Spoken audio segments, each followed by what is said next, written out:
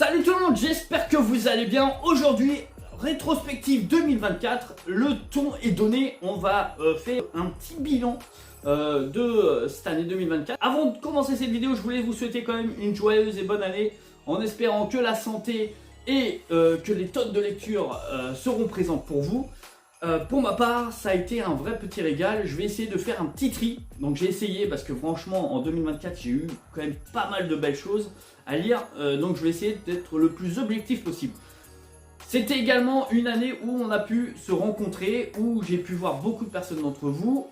Également aussi un grand merci à Geekman lors de cet événement, le Paris Fan Festival, où on a pu échanger avec pas mal d'entre vous, entre les scénaristes, auteurs, dessinateurs et également fans de cet univers. C'était vraiment un vrai régal. J'espère qu'en 2025 on va remettre le couvert en soyant encore plus nombreux, ça serait vraiment génial. Pour débuter cette vidéo, je voulais vous parler un peu de la cadence de YouTube. Voilà, je pense faire à peu près une vidéo toutes les 2 semaines. Je vais essayer de maintenir des shorts. Voilà, j'ai vu avec l'IA, maintenant j'arrive à faire peut-être certaines choses qui pourraient être intéressantes sur le thème des super-héros. Donc ça pourrait être assez cool. Alors ça m'a donné l'idée parce que sur TikTok, il s'est passé quelque chose d'assez fou cette année aussi. Bon, des chiffres parlent d'eux-mêmes, alors que j'étais vraiment pas spécialement impliqué dessus. Et bon, bah pourquoi pas, ça peut être aussi un petit plus dans ce partage avec bah, justement les fans de ces univers. Bon, allez, fini de parler, générique.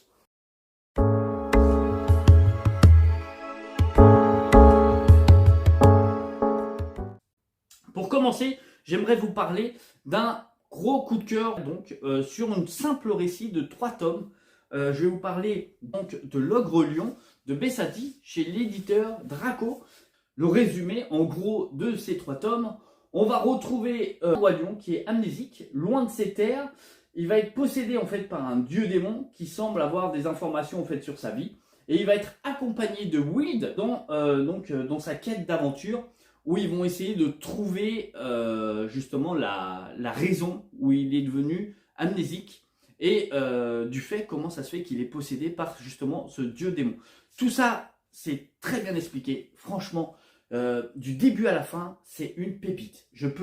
Franchement, pour le coup, c'est vraiment un gros coup de cœur.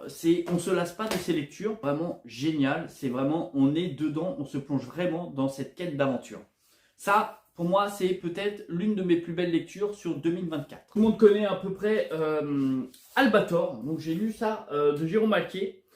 On va en revenir juste après avec Jérôme Alquier, avec justement ce qui nous a pondu sur les Saint Seiya, qui était juste excellent. Hein. Voilà, alors sur ce tome-là, bon, on va parler déjà de Saint Seiya, je pense que c'est plus intéressant. Saint Seiya, donc là, on est sur le Time Odyssey. Donc, bon, je récapitule pas trop. Il y a une petite vidéo de dispo sur ma chaîne où je parle de ça. Voilà, on est sur en tout 6 tomes qui va nous représenter les Chevaliers de Bronze. Et là, on est sur le tome avec le Chevalier du Cygne et toute son histoire qui était vraiment sublime.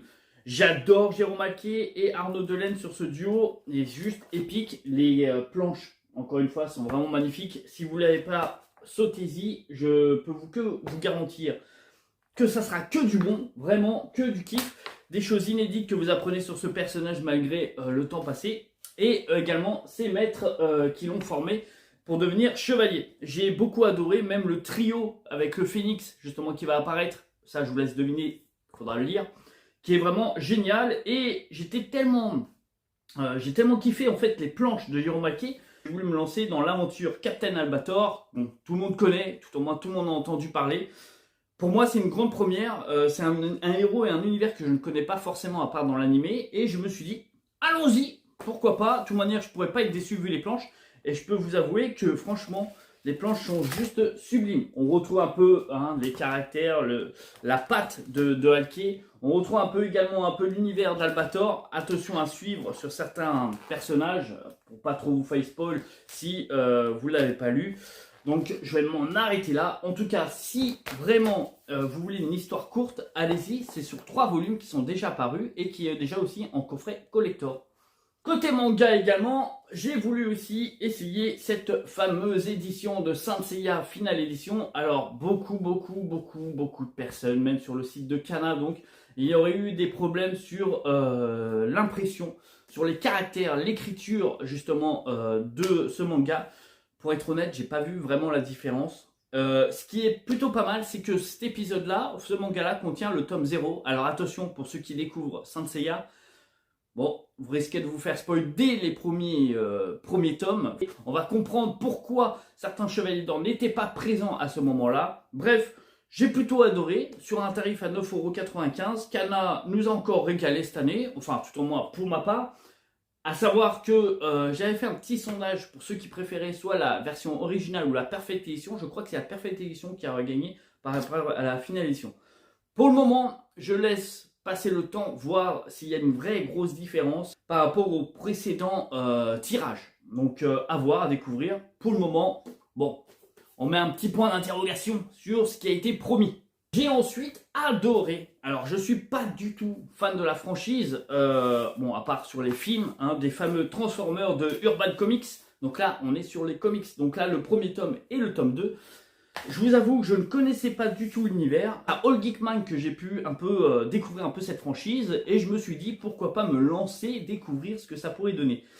Les dessins au début m'ont paru un petit peu speed pour moi, et je vous avoue qu'après c'était un vrai régal. J'ai beaucoup aimé l'ambiance, j'ai beaucoup aimé également les dessins, j'ai beaucoup aimé également l'écriture, le scénario où ça pouvait nous diriger. Ces deux premiers tomes sont juste un régal, je peux que dire ça, je me suis vraiment régalé en lisant ces deux premiers tomes. Donc si vous êtes amateur un peu de la baston, un peu de tout ce qui est univers Autobot, je pense que vous pouvez que vous régaler. Encore une fois, ça c'était vraiment des titres qui m'ont vraiment plu sur l'année 2024. Il faut parler aussi des choses qui fâchent. Voilà. J'attendais beaucoup de choses sur ce manga. Alors pour vous avouer, quand j'étais malade, enfin le premier mois, en janvier-février je crois, de l'année dernière, bon, j'ai eu des problèmes de santé et j'ai commencé à relire tous mes mangas, mes comics, également regarder des films sur Crunchyroll, Netflix, etc. Et je suis tombé sur Berserk. J'ai voulu me replonger dans l'univers Berserk en regardant l'animé, qui était sur Crunchyroll, si je dis pas de bêtises, que j'ai beaucoup aimé malgré les défauts visuels, enfin vraiment la 3D qui était un petit peu trop exagérée. Et ensuite, je me suis remis à lire des bouquins. J'ai beaucoup adoré. Le tome 41, si vous vous souvenez bien de Kento Mura, était en édition collector, qui était vraiment en format assez grand. Là, je vais vous parler donc de ce format 42 collector que tout le monde attendait, puisque c'était un peu l'après-l'œuvre de Kento Mura, qui était pris par le studio Gaga, et également de son apprenti, si je dis pas de bêtises. Alors, pour moi, pourquoi c'était une grande déception? Je vais essayer de vous le montrer clairement, tout simplement parce qu'on a ça. Pour moi, c'était un petit peu exagéré, c'est vraiment histoire de dire on vous fout un coffret collector, mais voilà quoi.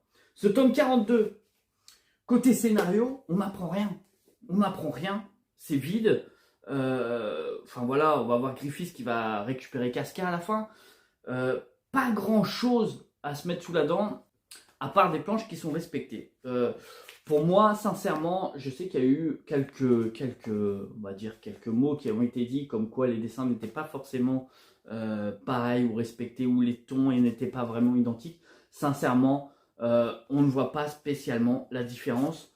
Et c'était un très beau travail que nous a fait justement Koji Mori sur ce tome-là. À voir les prochains tomes, j'espère vraiment ne pas être déçu. En tout cas, pour ce tome 42, je me suis ennuyé. Sincèrement, je me suis ennuyé. À voir sur les prochains tomes, en espérant que ça relève un peu le niveau. Grosse découverte aussi avec le docu BD, donc de petit à petit. Donc moi, je me suis chopé en fait la traque, donc sur l'affaire Dupont-Ligonnès, et également le corbeau sur l'affaire Grégory.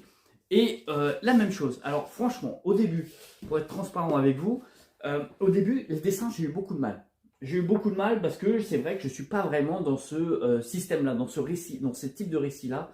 Je suis plus, vous voyez, un peu dans le comics, manga, vous voyez un peu les dessins un peu complètement différents. Mais là, on se plonge complètement dans l'univers sur justement tout ce qui a pu se passer. Bon là, entre autres, on est sur l'affaire Dupont-Ligonnès, jusqu'à la traque donc de cette personne. On se plonge complètement dessus et on voit vraiment que ça a été travaillé. On voit qu'il y a eu justement des interviews, ce qu'a dit la police, des dossiers également sur cette affaire-là. également des réflexions. Qu'est-ce qu'il a pu devenir? Où il a pu être? Est-ce qu'il est mort? Est-ce qu'il n'est pas mort? Interrogé aussi, interviewé par justement ses proches pour savoir où il a pu être ou qu'est-ce qu'il peut être maintenant. Enfin, tout ça fait que tout au moins ces 2 BD m'ont donné envie de découvrir un peu plus sur différents récits. Donc ça, j'aimerais bien les découvrir, plonger un peu plus dans ce type de lecture sur l'année 2025, pourquoi pas, ça peut être assez intéressant. J'étais assez surpris même d'aimer ce type de récit. Ça serait plus dirigé pour les personnes qui aiment un peu tout ce qui est type polar. Ça peut être vraiment intéressant pour eux. Et les affaires un peu d'enquête. Je pense que là, vous trouverez votre bonheur sur ces 2 récits, voire peut-être les prochains, mais je les ai pas lus, donc je pourrais pas vous diriger dessus si ça vaut le coup ou pas. Mais en tout cas, ces 2 tomes-là étaient vraiment au poil. Ah, mais si, j'ai oublié quelque chose. Les gars, voilà qui j'ai vu aussi.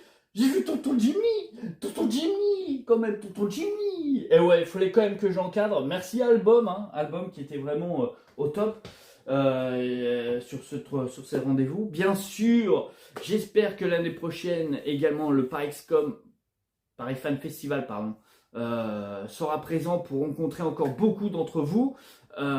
C'était juste épique, hein. Il y a d'autres BD aussi que je ne vous ai pas présenté, mais la vidéo sera tellement longue.